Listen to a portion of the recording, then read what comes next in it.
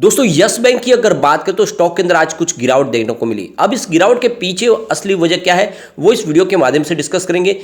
भारी वॉल्यूम के बावजूद भी ये गिरावट क्यों हुई, और वैसे अगर आप देखें तो टॉप 5 में बना हुआ स्टॉक है और काफ़ी अच्छी वॉल्यूम के साथ कामकाज भी हो रहा है, लोगों की खरीदारी भी हो रही है। लेकिन दबाव के पीछे जो असली वजह है उसको भी समझेंगे और आने वाले समय में क्या यस बैंक में ज़बरदस्त तेजी आ सकती है या फिर यहाँ से बहुत भारी गिरावट होने वाली है। तो यस बैंक की आगे की क्या संभावना है इस वीडियो के माध्यम से जानेंगे। साथ में एक बहुत बड़ी अपडेट निकल के आ रही है। ये अपडेट एक तरह से देखें तो यस बैंक की मजबूती को साबित कर रही है। एक तरह से देखें तो यस बैंक के प्रति कितना भरोसा सरकार को है और साथ में आरबीआई को है, इसका ये सबूत जीता जागता है। उसको इस वीडियो के माध्यम से हम डिस्कस करने वाले हैं। साथ में यहाँ पे लेटेस्ट टारगेट निकल के आ रहे हैं, उस टारगेट को भी डिस्कस करेंगे और यस बैंक के मैनेजमेंट ने एक बड़ा डिसीजन लिया है उसको भी जानेंगे इस वीडियो के माध्यम से। इन सारी बातों को समझेंगे इस वीडियो के माध्यम से। सबसे पहले आज के ट्रेडिंग को डिस्कस करें तो स्टॉक की क्लोजिंग 17 पर रही है। इसके बीच में अगर आप देखें तो करीब 17.35 का हाई भी बना और 16.90 का लो भी बना। थोड़ी मामूली सी गिरावट है, कोई बड़ी नहीं है, 0.29% की मामूली सी गिरावट है। लेकिन इसके पीछे वजह है कि काफ़ी अच्छी तेजी बनी है। पिछले 6 महीनों की बात करें तो स्टॉक ने 27.82% का ज़बरदस्त रिटर्न दिया है। काफ़ी तेज़ी से स्टॉक दौड़ा है निचले लेवल से। यहाँ पे सिर्फ अगर हम 1 मंथ की भी बात करें तो 7.94% की तेज़ी अभी भी देखने को मिल रही है। और सिर्फ यहाँ पे अगर हम 5 दिन की बात करें तो स्टॉक के अंदर 3.34% की तेज़ी देखने को मिल रही है।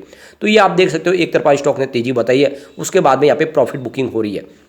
वॉल्यूम के मामले में देखें तो यस बैंक का स्टॉक आज नंबर 2 पे था। नंबर 1 IRFC है जहां पे बहुत ही ज़बरदस्त तेजी बनी और ये स्टॉक मैंने आपको लगातार सजेस्ट किया। आपको पता होगा तो यस बैंक और IRFC मैं पिछले काफ़ी समय से आपको बोल रहा हूँ कि ये स्टॉक दौड़ेंगे, जरूर दौड़ेंगे, और समय आता तो दौड़ता है। आज देख सकते हो आप IRFC दौड़ चुका है और ये बात बिल्कुल सच साबित हुई है।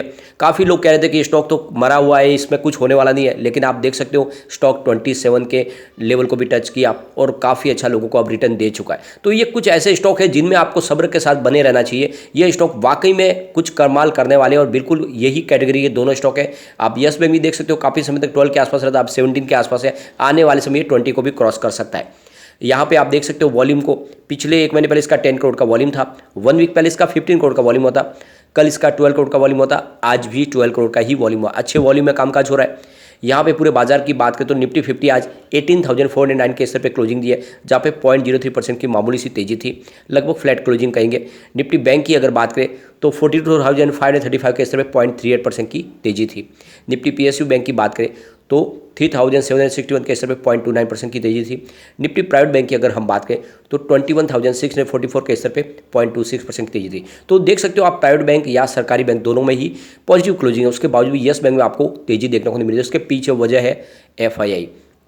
आप देख सकते हो पिछले कई समय से FII लगातार बाजार में सिर्फ खरीदारी कर रहे थे, यहाँ पे उनका रुझान पॉजिटिव बना हुआ था। लेकिन आप देख सकते हो सडनली 15 नवंबर से यानी कल से उन्होंने बिकवाली शुरू कर दिया। कल उन्होंने 221 करोड़ की बिकवाली की थी, आज उनकी बिकवाली बढ़ के 386 करोड़ रुपये तक पहुंच गई है। तो बाजार में जो लगातार खरीदार थे FI वो पिछले 2 दिन से प्रॉफिट बुकिंग शुरू कर चुके हैं। और जैसे अगर आप देखें तो पिछले कई समय से यस बैंक में FI का निवेश बढ़ रहा था। हम देख सकते हैं यहाँ पे 8.17% की होल्डिंग थी दिसंबर में, जो मार्च में बढ़ के 10.97% तक पहुँच गई थी। जून क्वार्टर में ये 11.37% तक पहुंची और सितंबर में 12.15% तक पहुंची। तो लगातार होल्डिंग बढ़ रही थी और ऐसे में अब प्रॉफिट भी मिल रहा है लोगों को, क्योंकि 12 रुपीज़ का स्टॉक 17 के आसपास है। तो FI जब बाजार से पैसे निकाले तो उनका जो पेमेंट है वो FI से भी जो बन रहा है यस बैंक से भी जरूर निकलेगा। और इसी वजह से आज यस बैंक पे हमें आज दबाव देखने को मिला, गिरावट देखने को मिली। तो इसके पीछे वजह है FI की तरफ से प्रॉफिट बुकिंग, क्योंकि स्टॉक में ऑलरेडी तेजी अच्छी बनी थी। अब यहाँ पे एक बहुत बड़ी गुड न्यूज निकल के आ रही है। जैसे कि आपको पता होगा पिछले दिनों रिजर्व बैंक ऑफ इंडिया ने अनाउंसमेंट किया था कि वो डिजिटल करेंसी लॉन्च करने जा रहे हैं। अब इसकी शुरुआत होने वाली है। तो सबसे पहले पायलट टेस्टिंग के लिए यहाँ पे 5 बैंकों को शॉर्ट लिस्ट किया गया है और इसमें सबसे बड़ी जो गुड न्यूज है ये है कि यस बैंक भी इसमें शामिल है। तो यहाँ पे ये 5 नाम देखेंगे तो इसमें आपको स्टेट बैंक ऑफ इंडिया दिखाई देगा, इसके अलावा ICICI बैंक, फिर IDFC first bank, HDFC bank और यस बैंक। तो ये तो आप समझ ही सकते हो कि RBI की नज़र में क्या मायने हैं यस बैंक के। इन बड़ी बैंकों की श्रेणी में आप देखें तो 5 बैंकों के साथ में यस बैंक को जोड़ना एक बहुत बड़ी बात है। यानी यस बैंक की काबिलियत पे पूरा भरोसा हो चुका है RBI को और इसीलिए उन्होंने चुना है डिजिटल प्लेटफॉर्म में जो नई करेंसी शुरू होने वाली है उसके पायलट टेस्टिंग के लिए। तो एक तरह से आप देखें तो यस बैंक आने वाले समय कुछ कमाल कर सकते हैं। इससे पहले भी अगर आप देखें तो इंडियन रुपीज़ और रूबेल का जो ट्रेडिंग का जो बिजनेस शुरू होने वाला है रसिया के साथ में, उसमें भी यस बैंक सबसे पहले आपको निकल के आते हुए दिखाई दी। ऐसे में अगर आप देखें तो यस बैंक के ऊपर भरोसा अब लौट आया है और यस बैंक के ऊपर निवेशकों का भरोसा भी लौट आया और ये हमको रिजल्ट में दिखाई दे रहा है। रिजल्ट काफ़ी अच्छे निकल के आ रहे हैं। अभी बैंक के अंदर आप देख सकते हो एफडी भी बढ़ रहा है। तो ये आप समझ ही सकते हो कि यस बैंक पटरी पे आ चुकी है।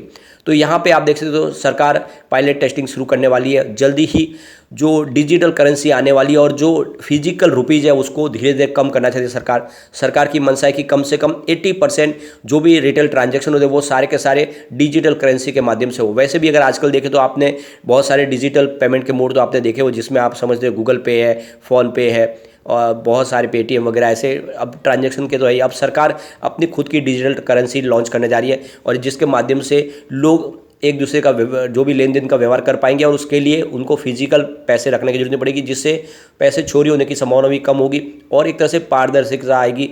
जो भी बिजनेस होगा वो सारा का सारा एक नंबर में होगा और इस तरह से ब्लैक मनी का कारोबार भी रुक जाएगा। जो नकली नोट बनते हैं वो भी बंद हो जाएंगे। तो बहुत सारे एक साथ में इसमें एक तरह टारगेट जो है सरकार अचीव करना चाहती है और इसीलिए ये एक बहुत बड़ा मिशन उठाया गया है और इसमें जो भागीदारी होगी यस बैंक की होगी। तो बहुत बड़ी गुड न्यूज़ है एक तरह से यस बैंक के लिए। तो यहाँ पे आप देख सकते हो कि यस बैंक बहुत मजबूत हो चुके हैं। एक तरफ तो आरबीआई भरोसा जता रहे हैं यस बैंक पे, जहाँ पे बड़ी बैंकों के साथ में इनको एक बड़ा जिम्मेदारी सौंपी गई, जहाँ पे एसबीआई है, एचडीएफसी बैंक है, ऐसी बैंकों के साथ में इनको एक जिम्मेदारी सौंपी गई है, जबकि हिंदुस्तान में बहुत सारी बैंकें। तो आप समझ सकते हो कि यस बैंक के ऊपर भरोसा पूरी तरह से लौट आया है। दूसरी तरफ अगर आप देखें तो जल्दी यस बैंक अपने पुराने बैड लोन से भी बाहर निकलने वाले और इसी महीने में ये खुशखबरी हमें सुनने को मिल सकती है। दूसरी तरफ एक बहुत बड़ा इन्वेस्टमेंट भी आने वाला है। तो ये जो सारी बातें यस बैंक को दूसरों से हटके साबित कर रही है और इसकी गिरावट की संभावना काफ़ी कम हो गई है। आज की गिरावट हमने डिस्कस की है, ये एफआई की प्रॉफिट बुकिंग की वजह से हुई है, वरना यस बैंक में काफ़ी अच्छी तेजी की संभावना बन सकती थी। अब यहाँ पे आप देख सकते हो कि IamRakeshBansal.com की तरफ से राकेश बंसल ने इसकी बाय की कॉल दी गई है। उनके हिसाब से आपको यस बैंक में निवेश करना चाहिए।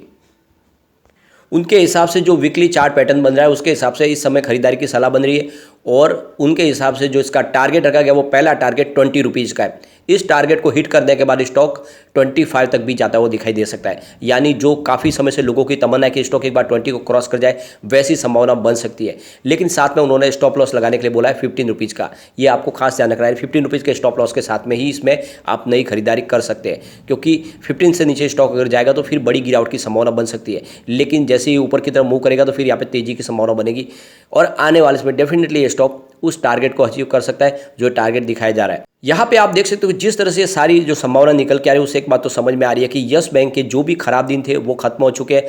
आने वाले समय में डेफिनेटली यहाँ पे अच्छा होता हुआ दिखाई देगा। तो ऐसे में आपको यहाँ पे इन्वेस्टमेंट कर लेना चाहिए। काफ़ी लोग हैं जो अभी भी जो लॉस बुक करके भी बैठे हुए, तो उनको इस समय खरीदारी कर लेनी चाहिए, क्योंकि अब यहाँ पे गिरावट की संभावना काफ़ी कम है और यस बैंक आने वाले समय कुछ बड़ा कमाल करते हुए दिखाई देगी। और रिजल्ट हमने देखा है, रिजल्ट काफ़ी बेहतर है और जिस तरह से सारी संभावना बन रही है उस हिसाब से देख सकते हैं कि यस बैंक में आने वाले समय डेफिनेटली एक बहुत बड़ी तेजी आ सकती है। लेकिन फ्रेंड, कोई भी इन्वेस्टमेंट करने से पहले अपने फाइनेंशियल एडवाइजर से बात भी ले ले या अपना खुद का रिसर्च करें, क्योंकि मैंने वीडियो आपके एजुकेशनल पर्पज के लिए ही बनाया। वीडियो पसंद आए तो लाइक से जरूर कीजिए और चैनल को सब्सक्राइब कर दीजिए। Thank you friend.